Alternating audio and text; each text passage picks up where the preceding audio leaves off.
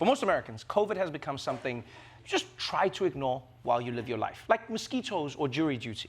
Meanwhile, in China, they've been treating COVID like an existential danger, all right, to every man, woman, and child.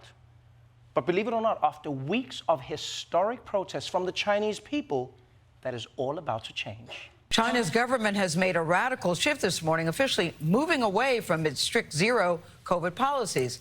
Now, this move appears to be in response to widespread protests in recent weeks, including some of the boldest demonstrations this country has seen in decades. China's National Health Commission held a press conference to announce that mandatory COVID testing for most people will end immediately. They'll no longer have to show a negative test result in public places, and those armies of health workers in hazmat suits will stop locking down apartment complexes. Also, people with COVID won't be forced into state quarantine. They'll be able to recover at home. All that and a commitment to vaccinating the elderly sounds like common sense, but it's a huge climb down for Xi Jinping and the Communist Party, who watched protests erupt in over 20 cities with calls for freedom, not lockdowns. I'm happy for the people of China. I genuinely am. Because I don't know if you were following this, but these restrictions were truly wild. I mean, they wouldn't even let you quarantine at home. You had to spend it at a government quarantine facility that looks like a terminal at LaGuardia. And that's really messed up. Because the one silver lining of getting COVID is having an excuse to get out of plans, you know? But China was like, no. You've got COVID and you've got plans with 600 strangers. That's what you got. And you know, after hearing this story, I would love to see an American citizen and a Chinese citizen sit down to talk about COVID. Because you always hear Americans talking about how they feel as though they were oppressed by the COVID restrictions here.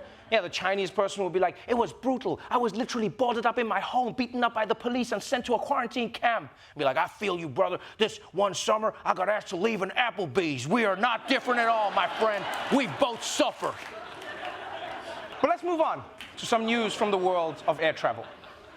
If you fly a lot, then you know how boarding a plane goes, all right? You get to your gate. Try to sneak in line with the boarding group ahead of yours. You put your luggage into the overhead bin sideways so no one else can use it. And then you sit down and you put your phone into airplane mode. And it has to be in airplane mode because if anyone calls you while you're on a plane, the plane immediately crashes into an elementary school. That's how it works. It's science. All right, we know this.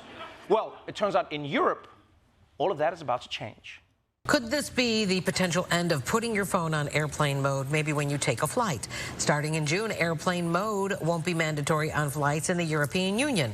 The European Commission recently ruled that airlines can provide 5G technology on board the plane, which allows passengers to send and receive calls and text messages. Yes, finally, passengers in Europe can make phone calls while on a plane, because every time I've been on a plane, I've always thought, man, I wish everyone was having a different loud conversation right now. That baby can't be the only one who's allowed to make noise. Come on, man. I know some people like this. I think it sucks. I feel like as a society, we're quickly running out of places that give you an excuse not to take a call. You know, you used to be able to say, sorry, I wasn't home. I missed your call. But then the cell phone killed that. Yeah. Then you had to pretend you were going into a tunnel. Oh, yes, Uncle Junior, I would love to hear the story, but I'm going to a tunnel. Bye!